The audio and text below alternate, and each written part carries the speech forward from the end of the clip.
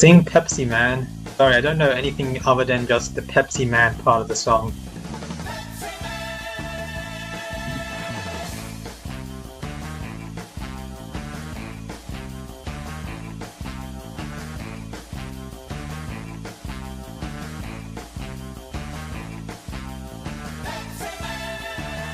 I guess that's all there is to the song, really, so that's not a big barrier, I guess.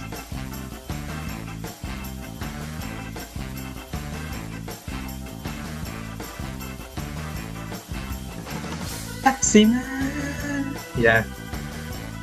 That was really bad. That sounded way too high-pitched there.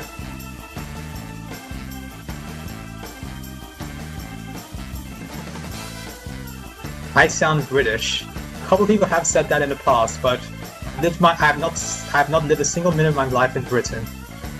Do I sound like straight American?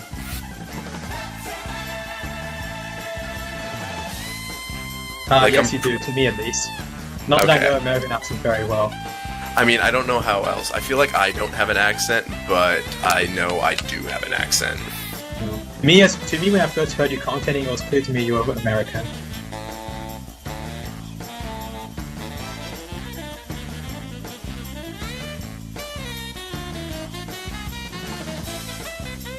But do I sound like a stereotypical American? I wouldn't know how to describe stereotypical. You're not particularly exaggerated, I guess. But when I do think of an American accent, I do think of an accent like this. I'm not sure if people think of an Australian accent of how my accent's like.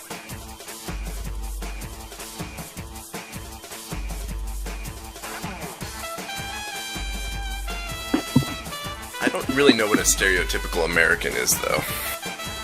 I guess it's probably just how you pronounce all the words in general. I've heard people talk about stereotypical Australian accents, and in my opinion, I sound nothing like them.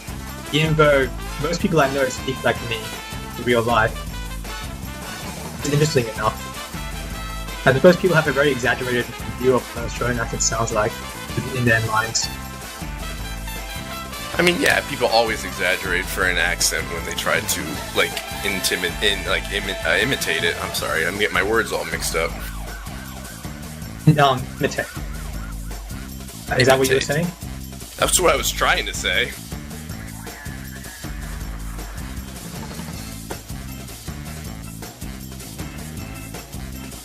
One thing that's kind of nice, though, is where I live, I see people from all over, not only the United States, but the world, so I kind of hear a whole bunch of different, like, accents and stuff.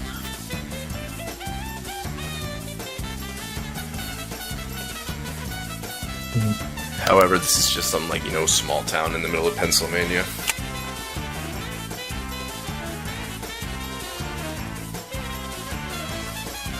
Fairly insular person. I don't think I've experienced many different accents in my lifetime.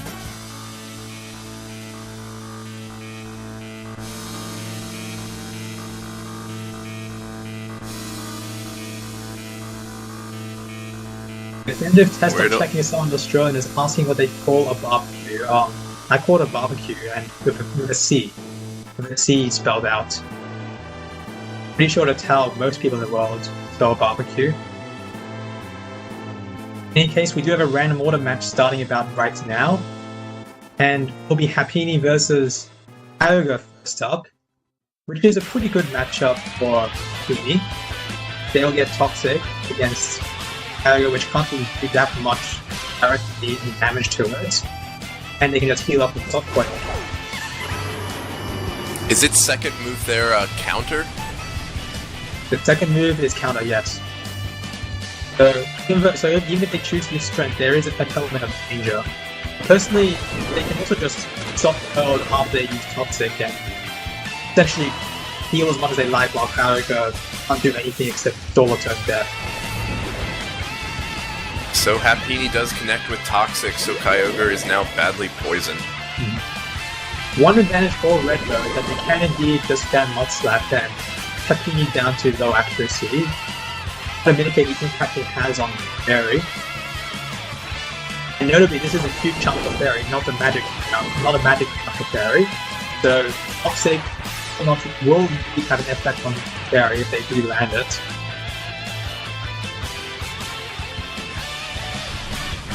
That flamethrower would have done very, very little damage. Yeah. Looks like Blue are just going to go for the softball spamming, which is a strategy that I can't really fault them for. It's a bit boring, but it's the ideal way to win in this matchup. If red team is not using strength boost. However, with them dropping Happiny's accuracy here, they may be able to set up with Clefairy after Kyogre goes down. Indeed. There's one advantage, because Clefairy will have that -6 accuracy most likely on Happiny. And there is one element of danger that Toxic, as I said, does work for Clefairy, so they aren't bereft of harm in that sense.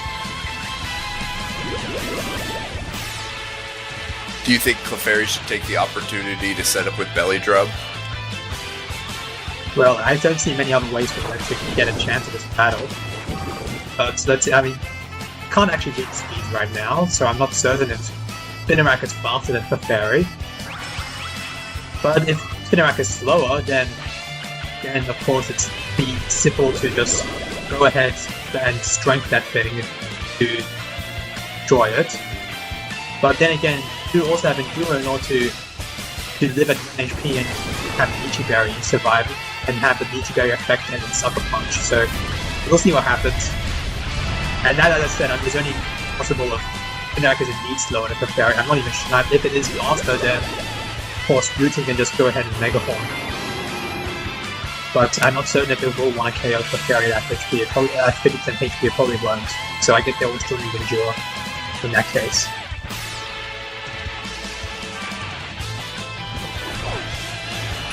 So it looks like Clefairy is going to try to set up here with the Belly Drum.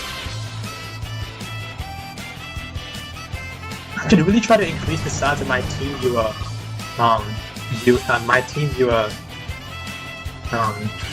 It's locked to a certain resolution. But yeah, that's to keep it at a certain even when I try to increase it, I can't see anything.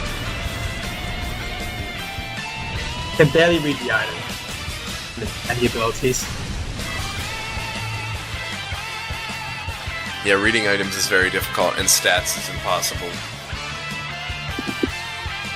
Usually I'll check stats with some other external site, but I don't really want to miss out on commentating what's happening live. Well, I took a look. Spinarak is actually slower than Clefairy. Yeah. So this Clefairy does not have Magic Guard, so Burn will do damage. Yes. Burn will be enough for Endure and then Sucker Punch to pick out Clefairy.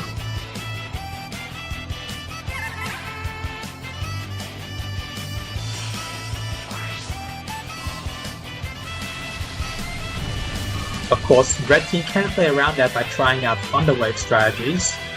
We'll see if they actually do attempt it.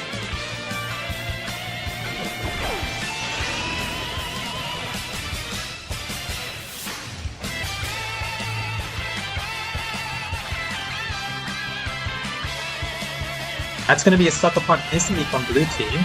That won't KO Clefairy, but they won't KO Clefairy instantly, but they will high to strength and then Clefairy will fainted by the burn. So that's actually a trade. Oh, actually no wait. I appear to have underestimated Clefairy's attack. That's very interesting. The Belly Drum strength does not always go Spinarak. The burn did cut the attack in half. Oh yeah. I actually love that part. Looks like I need to start playing better. I mean, looks like I need to ensure my countering skill doesn't interfere with my playing skill. Sorry everyone. I am bad with game. It's confirmed, Adarash is bad.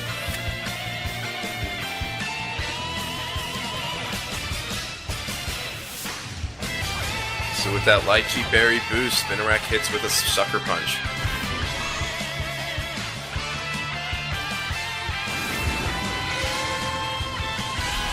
The music is too loud because of the commentators. Okay. Yeah, we have no control over the volume of the music. That's set by streamer most likely. So, fortunately for us, unfortunately if you don't like the sound, the volume of the music, and that's something we can't control. Perhaps we should just speak louder to compensate.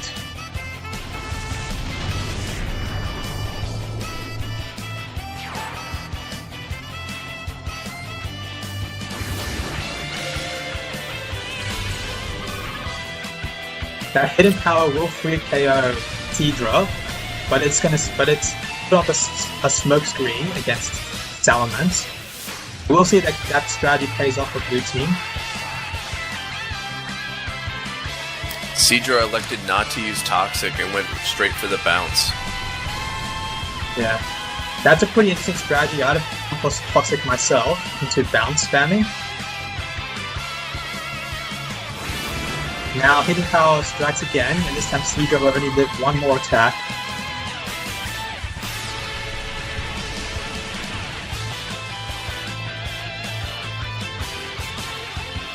Bounce missed earlier, so now Salamence is still at high HP and finally gets poisoned by Toxic. They'll need a good few misses in order to win this. Or they can get a throw from Mimic. That's nice for them. Nice for blue team, that is. Not good for red team. And indeed, Twister does hit during bounce Lera Poser, so red team want to win. They should try to land that bounce timing if possible. So Seadra elects to go for another smoke screen, lowering the accuracy again. Twister is used, and it is enough to KO Seadra at its HP. And so red team win this battle. A couple of missteps, but they overall played decently, so well done to them. Blue team also tried to do some strategizing to win this battle. They did a decent effort.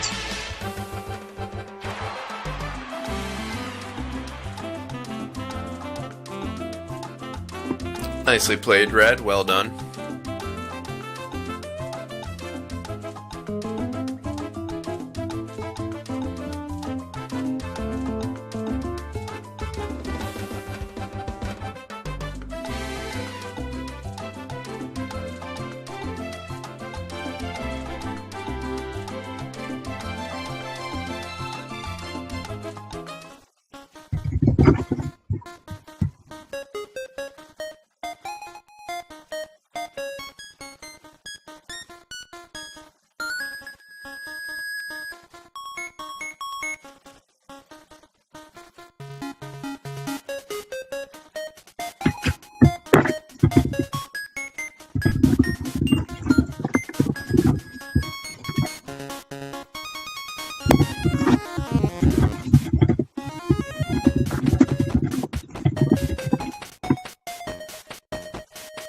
Have you ever played this game before? No, I haven't played this game ever before. It's part of why I don't try to do anything other than input select in the side game.